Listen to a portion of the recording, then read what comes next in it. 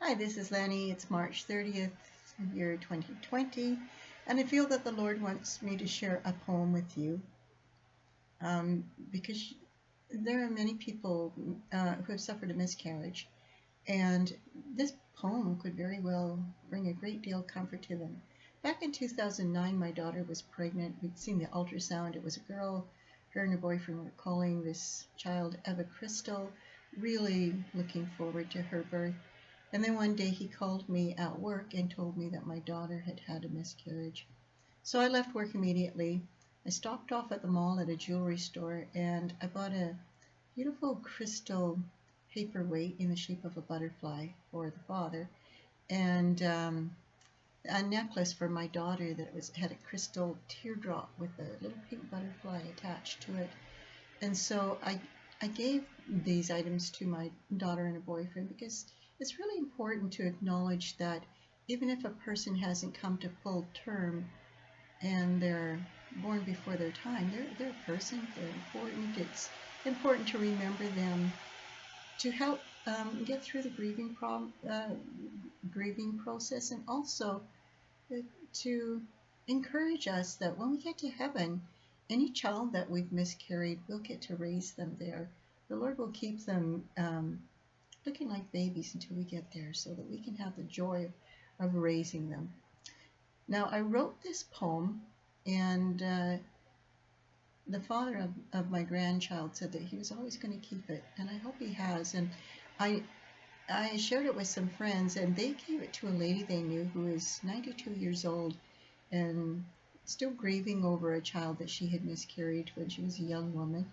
Now, that doesn't surprise me that a person would grieve that long, but she's a Christian and hadn't really, put a lot of thought, I guess, into the fact that she was going to see that child again. But after she read this poem, it gave her a lot of comfort, and she realized she would see that child again.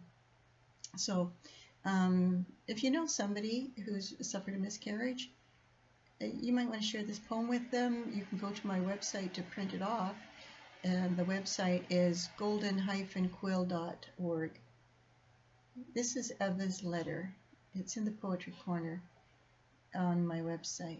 Dear Daddy and Mommy, I broke forth from my snug, warm cocoon into a strange, cold room much too soon, and you too were bent over my tiny form, looking lost, bewildered, heartbroken, forlorn. There were bright beings all around, and in the distance I heard a majestic sound, bidding me to return to my Creator. He said that I would get to see you later. I had to go, but you looked so sad. I tried to tell you that it's not so bad. Some flowers are too fragile for this place, so God protects them with a peculiar grace. It looks so tragic to the human eye for an innocent child to untimely die. But I get to be innocent forever, don't you see? Nothing will ever taint my purity. I will never forget my Creator who begot me from his mind. I will never know what it's like to be self-centered and unkind. I will never make anyone weep because of wrong that I have done. I will never be part of the evil that goes on beneath the sun. You had plans for me, I know. Mommy, I heard you telling Grandma so. You both dreamed of how you'd buy me pretty clothes to make me beautiful from head to toes. But Mommy, you should see what I'm wearing now. There are jewels that shimmer upon my brow. I have royal robes that are dazzling white. You've never before seen anything so bright.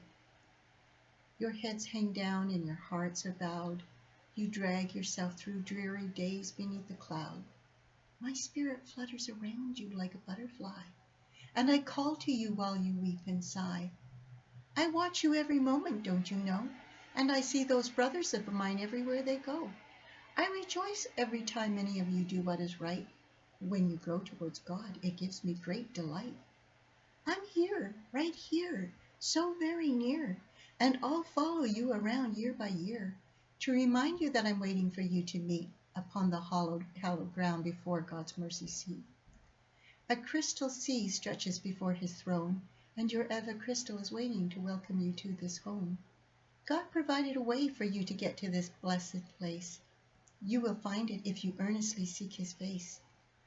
I'm happy here, so richly blessed. far beyond anything that the human mind has ever guessed. Already I've been made wiser than Solomon the king. And Mommy and Daddy, you should hear how I can sing. I know that you ache to hold me and kiss my face, and that in your heart no other child will ever take my place. Blow your kisses to me until we meet again at last. I will catch each one and hold them fast. And then some glad day, when your work on earth is complete, I will stand near a pearly gate waiting for my dear parents to greet. Nothing will ever part us again on that bright glad morn. I tried to tell you this the day that I was untimely born. Well, it sure gave a comfort to my heart to um, write that poem, and you just imagine her there, and every now and then I blow a kiss to my Eva Crystal and to my other loved ones who have gone before. So keep the faith. We want to join them there, don't we? God bless you.